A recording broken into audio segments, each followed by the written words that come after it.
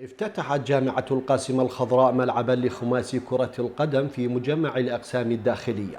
جاء ذلك خلال احتفال أقيم بهذه المناسبة حضره رئيس الجامعة وعدد من الأساتذة والتدريسيين إضافة إلى عدد من طلبة الجامعة. على بركة الله نفتتح اليوم الملعب السباعي في الأقسام الداخلية في جامعة القاسم الخضراء. حقيقة جهود مباركة بذلت من قبل السيد مدير الأقسام الداخلية ومن قبل السادة المساعدين بالمتابعة ومن قبل الشؤون الهندسية بإنشاء هذا الملعب، وكانت حقيقة مبادرة كانت النية قبل حوالي سنتين باستحداث هكذا ملعب، لكنه نظرا لقلة الإمكانات المادية تأخر إلى هذه الفترة، والآن الحمد لله استكمل هذا الملعب.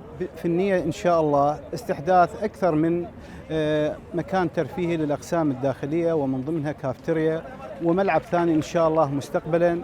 وجامعة القاسم إن شاء الله استعدت استعداد كامل لهذا العام الدراسي.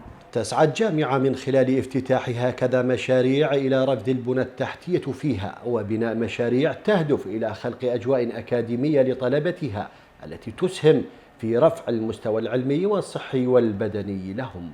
نحتفل بهذا اليوم المبارك بافتتاح ساحة كرة القدم الخماسية بالنسبة لطلاب الأقسام الداخلية. هذه الساحة تمت بمبادرة وجهود مباشرة من قبل السيد رئيس الجامعة المحترم وقسم الأعمار والمشاريع، وتمت المتابعة من قبل السيد مدير الأقسام الداخلية، والحمد لله أثمرت هذا اليوم على افتتاح هذه الساحة بحلتها الجديدة، وهي تستقبل طلبتنا الأعزاء لغرض ممارسة الألعاب الرياضية فيها وخاصة كرة القدم. رغم قلة الإمكانيات والتخصيصات المادية، تضع جامعة القاسم الخضراء الخطط الكفيلة بإنشاء وافتتاح عدد من المشاريع المهمة والتي تصب في تقديم الخدمات الضرورية اللازمة لطلبتها في الجامعة. بعون الله تم افتتاح الملعب السداسي في مقر الأقسام الداخلية، وهو جزء من الأعمال أو الخطة الموضوعة لتطوير الأقسام الداخلية. جزء منها هو إنشاء الملعب السداسي، والجزء الآخر هو عمل كافتريا وملعب وأعمال الصيانة الخاصة بالقسم الداخلي ككل.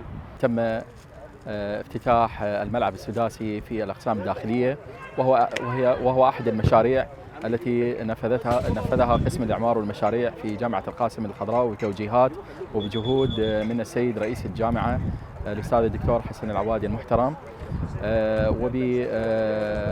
وبتكاليف وتخصيصات مالية من الجامعة. رؤية الجامعة بتوفير منشآت ترفيهية لطلبتها على جميع الأصعدة لا سيما الرياضية والثقافية تعطي حافزا لإظهار طاقاتهم والإبداع في مسيرتهم العلمية. من داخل جامعة القاسم الخضراء، منذر الجبوري، بابل.